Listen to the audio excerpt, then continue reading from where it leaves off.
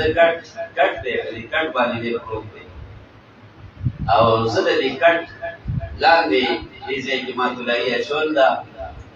او زه په دې کې په دې ځای کې پروت یم زما د دې اباجان لاړې هغه ټوکړې پته نه وه چې لاندې دی نو هغه لاړې رالې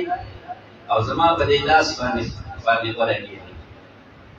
اول خو مې سوچ وکړ چې دا ځان نه صفا کومه خو بیا ما د خپل اباجان هغه مقام یاد شو چې دا خو زما د اباجان لاړې دي ایمان والو چې چاله الله علم ورکړی چاله الله د علم رونق ورکړی چاله الله د علم هغه خزانه ورکړی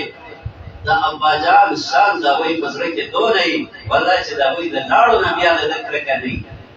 بله خوږه هغوی د خپلې سینې سره لګولي دا موږ ته الله دین ښودلی یو ځل من عمره کې دا خبره مې ډېره کړې او یو نوجوان دی ښکلی حسین نوجوان او د حسین نوجوان خپل هغوی پیشه کړله او هغه تشه ډانچه ده پالجي ده دا سر یې چې کومه دی دا چې کله ته یې پرېږدي نو د ده دا سر داسې لاړ شي نو ده په یو لاس باندې دا خپل هغوی داسې نیول ده په بل لاس باندې د ده دا سر د دې خپل مخ سره داسې نیول ده او روان دی چې څه ځای کې پورې لاړ شي نو ټیشو پیپر د خپل هغه دغه نه راوالي او بس چې کومه دی د ده دا خوله پرې پاکه کړي شونډې پرې پاکې کړي او بیا د ده دا مخ د خپل مخ سره ورسي روان دی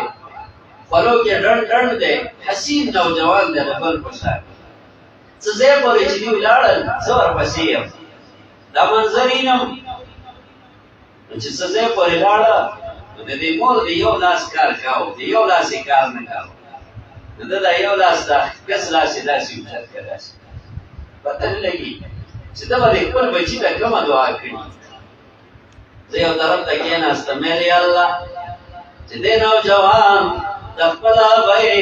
په دې وخت کې کومه دعا کوي یا الله د دې دعا نه ما ته هم څه حصه راکړه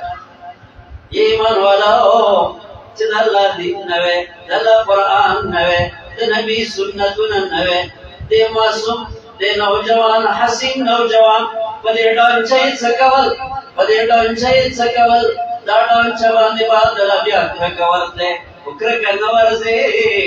معلومیږي چې د الله د دین نه خبر دی کرکه نه ورځې معلومیږي چې د الله د قرآن نه خبر دی کرکه نه ورځې معلومیږي چې د نبي د احادیثو نه خبر دی ځکه په خپله هغه ابۍ ورته لوړ مقام والا ښکارېده خبره مې په دې پورې کوله چې دې قرآن کې الله موږ او تاسو لپاره د دواړو جهانونو څه شی ښودی دی نو خیر الله وایي که نه یؤتي الحکمة من یشاء ومن یؤت